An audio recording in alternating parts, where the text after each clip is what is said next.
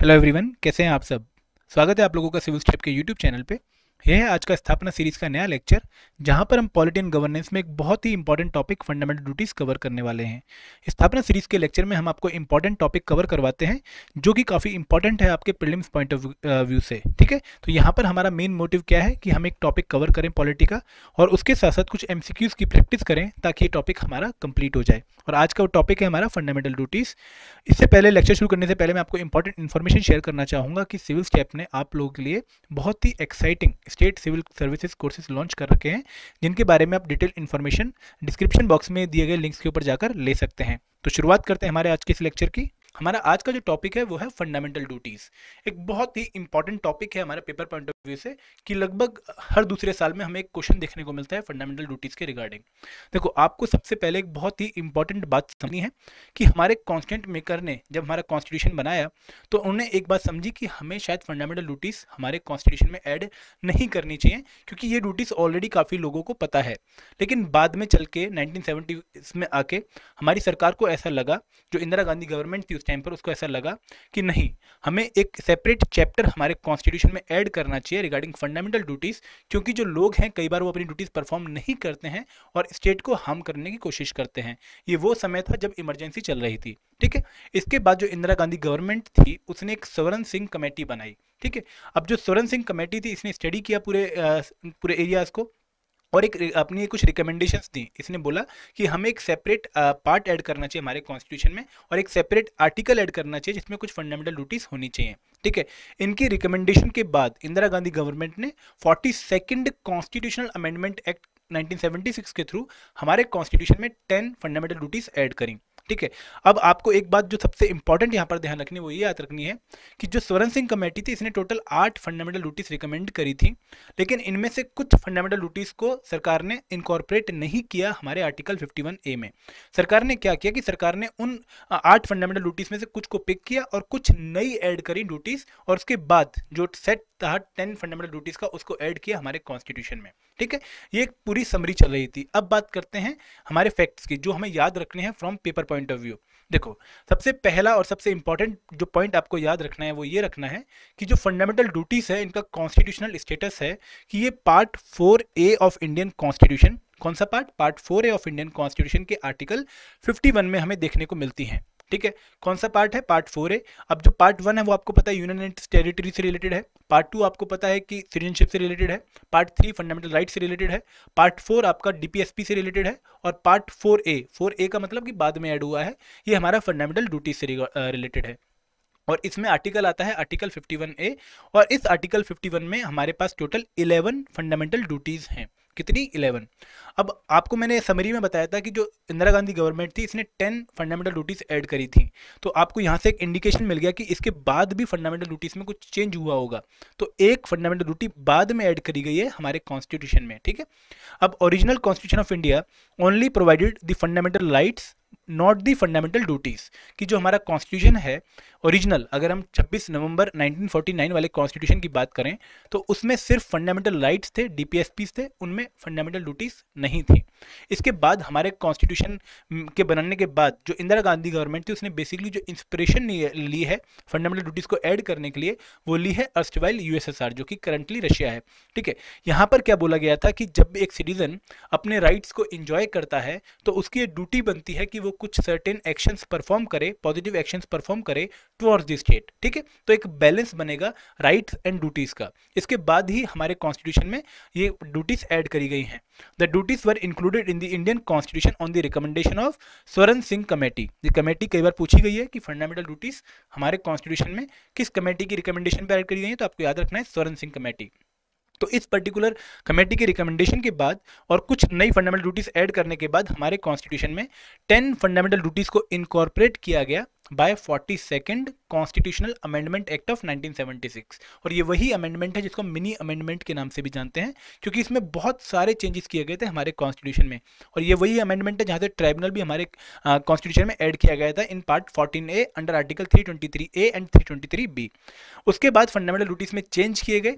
एक बार चेंज हुआ by 86th constitutional amendment act of 2002, और ये वही अमेंडमेंट है जिसने एक नया fundamental right article 21A add किया, डीपीएसपी के आर्टिकल 46 में एक चेंज किया, 47 या 48 में चेंज किया, 45 सॉरी, और उसके साथ साथ जो हमारा आर्टिकल था रिगार्डिंग फंडामेंटल ड्यूटीज 51A उसमें एक चेंज किया। ठीक है, अब एक बहुत इंपॉर्टेंट पॉइंट जो आपको याद रखना है कि जो राइट्स हैं दे आर को रिलेटिव विद द ड्यूटीज, कि राइट का रिलेशन है ड्यूटीज के साथ, ऐसा नहीं कि दोनों अलग अलग एक एंटिटी हैं। इसका मतलब यह है कि जब राइट्स एंजॉय कर रहा है एक सिटीजन तो वो अपनी ड्यूटीज के टुवर्ड्स कॉन्शियस हो और अपने स्टेट और फेलो सिटीजन्स की रिस्पेक्ट करे और उनके टुवर्ड्स कुछ पॉजिटिव एक्शंस को परफॉर्म करे। ये हैं बेसिक फीचर्स। यहाँ पर आपको फैक्ट्स याद रखने हैं, आर्टिकल 51A पार्ट 4 है, सोरेनसन कमेटी को याद रखना है, 42nd and 86th constitutional amendment act को याद रखना है। ठीक है, अब आगे बढ़ते हैं। अब हम बात करते हैं कि हमारे कॉन्स्टिट्यूशन में कौन कौन सी ड्यूटीज हैं। ठीक है, तो पहली लाइन से ही एक बहुत इंपॉर्टेंट आपको बात पता लगेगी कि it shall be the duty of every citizen of India. तो यहाँ से आपको क्या समझ आता है कि जो ड्यूटीज हैं ये फॉरेनर के लिए नहीं बताई गई हैं इंडिया में, ये ड्यूटीज सिर्फ और सिर्फ सिटीजन के लिए बताई गई हैं, उस आदमी के लिए बताए गए हैं जो हमारे भारत का नागरिक है। अब पहली ड्यूटी क्या है? To abide by the constitution of India and respect its ideal and institutions, the national flag and national anthem.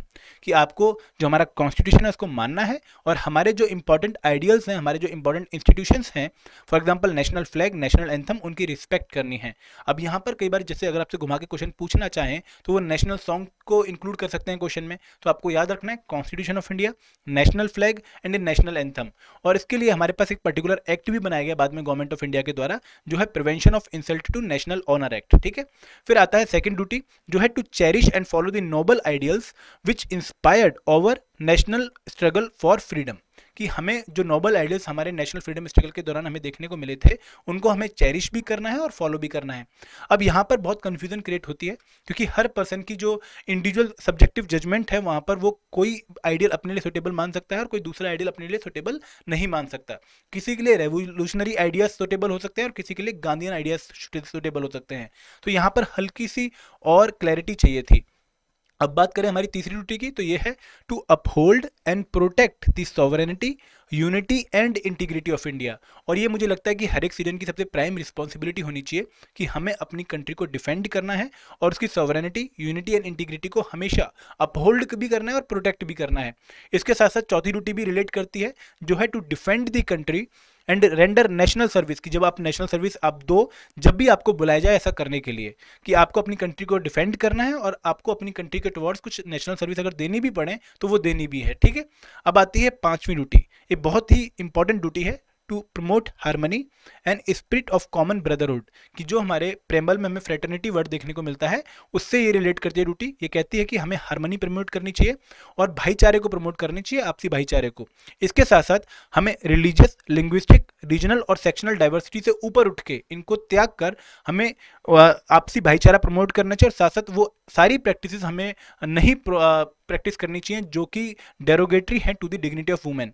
हमें वो सारी प्रैक्टिस त्यागनी है जो कि एक वुमेन की डिग्निटी को अफेक्ट करती हैं। तो ये मल्टीपल डायरेक्शन पे ये ड्यूटी है। एक तो ये फ्रेटर्निटी को अचीव करने की बात कर रही है बाय ट्रांसेंडिंग दी रिलीजियस, लिंग्विस्टिक, रीजनल और सेक्शनल डाइवर्सिटी, और उसके साथ साथ ये कह रही है कि हमें एक वुमेन के डिग्निटी को जो अफेक्ट करते हैं प्रैक्टिस उन सबको रिनाउंस करना चाहिए। फिर आती है हमारी छठी duty, to value and preserve the rich heritage of our composite culture. कि जो हमारा कल्चर है उसकी रिच हेरिटेज को हमें वैल्यू भी करना है और उसको प्रिजर्व भी करना है। फिर आती है सातवीं ड्यूटी जो है to protect and improve the natural environment including forest, lake, river and wild life. अब यहाँ पर देखो आपको एक बहुत डिफिकल्ट क्वेश्चन कैसे मिल सकता है, आपसे एग्जामिनेशन में पूछा जा सकता है कि एनवायरनमेंट से रिलेटेड एस्पेक्ट्स हमारे कॉन्स्टिट्यूशन में हमें कहाँ कहाँ पर देखने को मिलते हैं। फर्स्ट वो दे देगा फंडामेंटल राइट, सेकंड वो दे देगा आपको डीपीएसपी, तीसरा वो आपको दे देगा फंडामेंटल ड्यूटीज। तो आपको ये ड्यूटीज उस हिसाब से भी याद रखनी है कि आप इनको रिलेट कर सकें राइट से, डीपीएसपी से। ठीक है, अब आगे बढ़ते हैं, हम पढ़ते हैं बाकी ड्यूटीज जो 4 हैं। ये है हमारी 8वीं duty, to develop the scientific temper, humanism and spirit of inquiry and reform. और ये एक बहुत ही प्रोग्रेसिव माइंडसेट की बात कर रहा है। फिर आता है हमारा 9th but one of the most important and one of the most forgotten हमारी फंडामेंटल ड्यूटी जो है to safeguard public property and to observe violence. कि हमें अपनी पब्लिक प्रॉपर्टी को सेफगार्ड रखना चाहिए, उसको अफेक्ट नहीं करना चाहिए नेगेटिवली, और साथ साथ हमें वायलेंस को त्यागना है, हमें आपसी भाईचारे को बढ़ाना है, लेकिन एक दूसरे के खिलाफ वायलेंस हमें नहीं परफॉर्म करना है। इसके साथ साथ we have to strive towards excellence in all spheres of individual and collective activity, कि भले ही हम एक इंडिविजुअल एक्शन परफॉर्म कर रहे हो, भले ही हम एक टीम एक्शन परफॉर्म कर रहे हो, लेकिन हमें एक्सीलेंस अचीव करने के टुवर्ड सारे एक्शन परफॉर्म करने चाहिए, ताकि जो हमारा नेशन है ये higher level of endeavour and achievement को राइज करे। उसके बाद आती है हमारी 11th फंडामेंटल ड्यूटी, जो कि ऐड करी गई है bye 86th constitutional amendment act. इसके साथ हमारा आर्टिकल 21A भी रिलेट करता है, जो कि ऐड किया गया था पर्टिकुलर अमेंडमेंट से, और आता है हमारा आर्टिकल 45 इन DPSP, और इसके साथ साथ हमारा आता है ये आर्टिकल 51A। तो आपसे एक क्वेश्चन ऐसा पूछ सकते हैं कि 86 अमेंडमेंट ने कौन कौन से आर्टिकल्स में चेंज किया था, ठीक है, तो वहां पर आपको इन चीजों को रिलेट करके रखना है। ये क्या है फंडामेंटल ड्यूटी हमारी 11वीं, हु इज अ पेरेंट और guardian to provide opportunity for the education to his child or as the case may be ward between the age of 6 to 14 year, कि जो 6 से 14 साल के बच्चे हैं उनके लिए सारी अपॉर्चुनिटी प्रोवाइड करनी है फॉर एजुकेशन, एक वार्ड के द्वारा या फिर एक पेरेंट के द्वारा, ठीक है। अब ये है हमारी 11 सेट ऑफ फंडामेंटल ड्यूटीज। मैं आशा करता हूँ कि आपको ये ड्यूटीज याद होंगी, अगर याद नहीं है तो इनके एक ब्रॉड अंडरस्टैंडिंग अपने दिमाग में डेवलप कर लीजिए। आपको हल्का सा आइडिया होना चाहिए कि कौन कौन सी चीज़ों से हमारी फंडामेंटल ड्यूटीज रिलेट करती हैं। अब अगर हम फीचर्स एंड सिग्निफिकेंस की बात करें हमारी फंडामेंटल ड्यूटीज की, तो they are the combination of moral, philosophical and civic duties. कुछ ड्यूटीज मॉरल हैं, कुछ ड्यूटीज फिलोसफिकल हैं और कुछ ड्यूटीज सिविक हैं। इसके साथ साथ ये जो ड्यूटीज हैं ये कन्फाइंड हैं only to the Indian citizen. ये ड्यूटीज फॉरेनर्स पर लागू नहीं होती हैं। इन ड्यूटीज को एक्सप्लेन किया गया, इन ड्यूटीज को बताया गया है फॉर ओनली इंडियन सिटीजन। अब एक तीसरा पॉइंट जो सबसे इंपॉर्टेंट है, these duties are non justiciable in nature. मतलब क्या है कि ये जो ड्यूटीज हैं इनके पीछे कोई लीगल सैंक्शन नहीं है। अगर मान लो कोई आदमी इन ड्यूटीज को परफॉर्म नहीं करता है इंडियन सिटीजन, तो आप कोर्ट में जाकर ये नहीं बोल सकते हैं कि इससे ड्यूटी परफॉर्म करवाइए। यहाँ पर कोई कोर्ट की बैकिंग नहीं है। जैसे हमारे फंडामेंटल राइट्स हैं वो जस्टिसेबल इन नेचर है, आप सुप्रीम कोर्ट का दरवाजा खटखटा सकते हैं, आप हाई कोर्ट का दरवाजा खटखटा सकते हैं, लेकिन फंडामेंटल ड्यूटीज के लिए ऐसी कोई लीगल बैकिंग नहीं है। लेकिन अगर पार्लियामेंट चाहे तो एक एप्रोप्रिएट लॉ बनाकर इन पर्टिकुलर फंडामेंटल ड्यूटीज को इन्फोर्स कर सकता है। फॉर एग्जाम्पल अगर हम 7th हमारी fundamental duties wild life protection के रिगार्डिंग बात करें तो उसके लिए हमारे पास एक्ट है WPA एक्ट 1972, इसके साथ साथ फॉरेस्ट एक्ट है और एनवायरमेंट प्रोटेक्शन एक्ट है 1986। तो वो उन पर्टिकुलर फंडामेंटल ड्यूटीज को इन्फोर्स कराने का काम करता है। The inclusion of fundamental duties has not change the status of fundamental right. अब ऐसा नहीं है कि फंडामेंटल ड्यूटीज के आने के बाद फंडामेंटल राइट्स की वैल्यू कम हो गई है। कहीं सरकार ने ऐसा नहीं बोला कि आप अगर फंडामेंटल ड्यूटीज फंडामेंटल राइट्स को एंजॉय करना चाहते हैं तो पहले ड्यूटी परफॉर्म करो, ऐसा कोई रिलेशन नहीं है। जो फंडामेंटल राइट्स हैं वो अभी भी सुप्रीम है और वो अभी भी हर एक सिटीजन को बहुत ही इक्वली तरीके से प्रोवाइड किए गए हैं, ठीक है। फंडामेंटल ड्यूटीज की जो फुलफिलमेंट है ये वॉलंटरी नेचर की है, इसके पीछे कोई कंपल्सरी सेक्शन नहीं है और ये एक बहुत ही इंपॉर्टेंट वार्निंग की तरह एक्ट करते हैं towards anti national and anti social activities. अब कुछ क्रिटिसिज्म भी है फंडामेंटल ड्यूटीज का। पहला क्रिटिसिज्म क्या है कि बहुत इंपॉर्टेंट ड्यूटीज जो हो सकती थी हमारे कॉन्स्टिट्यूशन में वो ऐड नहीं करी गई हैं। For example duty to cast your vote, duty to pay your taxes. अब जो हमारा सरन सिंह कमेटी की रिकमेंडेशन थी वहां पर ड्यूटी टू पे टैक्स को इंक्लूड किया गया था, लेकिन बाद में सरकार ने इसको नहीं माना। सिमिलरली नॉन जस्टिसेबल नेचर इनकी पूरी जो यूटिलिटी है उसको मिनिमाइज कर देता है, क्योंकि लोगों के पास फिर ऐसा डर नहीं रह जाता कि उनको ड्यूटी परफॉर्म करनी ही करनी है। कुछ वर्ड्स को इंटरप्रेट करना काफ़ी डिफिकल्ट है क्योंकि वहाँ पर हमें मल्टीपल मीनिंग्स दिखते हैं और इसके साथ साथ जो फंडामेंटल ड्यूटीज हैं एक डेफिनेट गाइडेंस प्रोवाइड नहीं कर रहे हैं टू द सिटीजन्स। तो ये कुछ क्रिटिसिज्म है हमारी फंडामेंटल ड्यूटीज़ के। इसके बाद गवर्नमेंट ने 1919-2000 में एक कमेटी अपॉइंट करी थी, जस्टिस वर्मा कमेटी, जिसको बोला गया था कि वो देखेंगे कौन कौन से लीगल सैंक्शंस हैं एक पर्टिकुलर फंडामेंटल ड्यूटीज के रिगार्डिंग। तो उन्होंने पूरी एक रिपोर्ट सबमिट करी और उन्होंने एक सेट ऑफ लीगल सेक्शंस बताए for a relative fundamental duty. जैसे उन्होंने बताया कि जो हमारी फर्स्ट फंडामेंटल ड्यूटी है constitution, national anthem and national flag की प्रोटेक्शन के रिगार्डिंग, वहाँ पर हमारा आता है prevention of insult to national honour act. तो इस तरह के एक्ट से उन्होंने रिलेट किया डिफरेंट फंडामेंटल ड्यूटीज को। अब बात करते हैं कुछ क्वेश्चंस की। अब आपने पूरा टॉपिक पढ़ा है तो आपको ये क्वेश्चंस आने चाहिए, ठीक है। अगर नहीं आते हैं तो आपको इस टॉपिक पर हल्का सा दोबारा से जोर देना पड़ेगा। पहला क्वेश्चन क्या है कि under the constitution of India which one of the following is a fundamental duty, की कॉन्स्टिट्यूशन के हिसाब से इनमें से कौन सी एक फंडामेंटल ड्यूटी है? Duty to vote in public election, duty to pay tax regularly, duty to safeguard public property, duty to abide by the constitution and respect its ideal like national song. अब आपको पता है कि duty to vote नहीं है हमारे constitution में, fundamental duties का पार्ट नहीं है, जबकि होनी चाहिए थी। Duty to pay tax regularly ये भी नहीं है, ये भी होनी चाहिए थी। Duty to abide by the constitution ये तो है, लेकिन respected ideal like national song ये नहीं है, क्योंकि वहां पर national flag and national anthem है, तो ये भी गलत है। तो आंसर क्या बनेगा? To safeguard public property and observe violence, जो कि हमारी 9th फंडामेंटल ड्यूटी है। ठीक है, अगला क्वेश्चन देखते हैं। With reference to fundamental duties consider the following statement. आपको दो स्टेटमेंट दी गई हैं रिगार्डिंग फंडामेंटल ड्यूटीज, आपको बताना है कौन सी स्टेटमेंट इनकरेक्ट है। याद रखिएगा, इनकरेक्ट पूछा है। पहली स्टेटमेंट है fundamental duties place civic as well as moral duties on the citizen.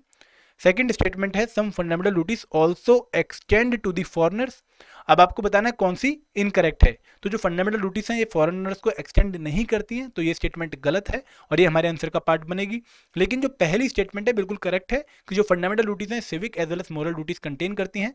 अगर यहाँ पे ओनली वर्ड आता तो शायद ये गलत हो जाती, क्योंकि ये फिलोसफिकल ड्यूटीज को भी कंटेन करती हैं। ठीक है, इस क्वेश्चन का आंसर क्या बनेगा? बी, क्योंकि सिर्फ सेकंड क्वेश्चन इनकरेक्ट है। अब हम आता है यूपीएससी का 2015 का एक question, question number 3, to uphold and protect the sovereignty unity and integrity of India. ये प्रोविजन हमारे कॉन्स्टिट्यूशन में कहाँ देखने को मिलता है? Preamble, directive principle, fundamental rights and fundamental duties. तो ऐसे क्वेश्चन यूपीएससी बार बार पूछता है, तो इसलिए आपको जो ड्यूटीज हैं वो पता होनी चाहिए, हल्का सा उनके बारे में आइडिया होना चाहिए। तो ये प्रोविजन हमारा कहाँ देखने को मिलता है? हमें फंडामेंटल ड्यूटीज में। आंसर आएगा डी। आज का लास्ट क्वेश्चन देखते हैं। Which of the following is are among the fundamental duties of citizen laid down in the Indian Constitution? कि इनमें से कौन सी हमारे कॉन्स्टिट्यूशन की फंडामेंटल ड्यूटी है? पहला है to preserve the rich heritage of our composite culture, ये हमने पढ़ी है, हमें याद है। To protect the weaker section from social injustice, ये हमने नहीं पढ़ी है। ठीक है, to develop scientific temper and spirit of inquiry, ये हमने पढ़ी है।